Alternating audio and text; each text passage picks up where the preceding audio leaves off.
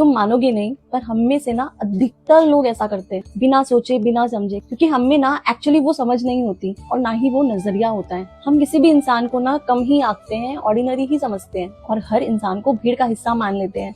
और यही गलती दुर्योधन ने श्री कृष्ण के साथ भी की थी। भागवत गीता के चैप्टर 9 श्लोक 11 में श्री कृष्ण कहते हैं कि मूर्ख लोग मुझे मनुष्य समझते हैं क्योंकि मैं उनकी तरह ही दिखता हूँ। और याद है, दुर्योधन वो श्री कृष्ण को एक सामान्य इंसान की तरह समझता था, जो एक राजकुमार था और खुद हथियार नहीं उठा रहा था। उसे नहीं दिखा कि वही इंसान पूरा ब्रह्मांड है। उसने श्री कृष्ण को दुश्मन की नजर से देखा। और पता है, कहीं ना कहीं यही सेम गलती ना हम भी करते हैं अपनी लाइफ में। हम भी भगवान को, लोगों को, सिचुएशंस को आउटर फॉर्म से जज करते हैं। हम सिर्फ एक दूसरे से सवाल ही करते रह जाते हैं कि भगवान हमें दिखते क्यों नहीं। पर श्री कृष्ण कहते हैं कि मैं तुम्हारे बीच हूँ, पर तुम मुझे पहचानते ही नहीं। कभी किसी साधारण इंसान के वर्ड्स ने तुम्हें हील किया है? कभी किसी स्ट्रेंजर ने तुम्हें राइट टाइम पे सही गाइड किया है? वो कोइंसिडेंस नहीं था, वो फॉर्म में छुपा भगवान था।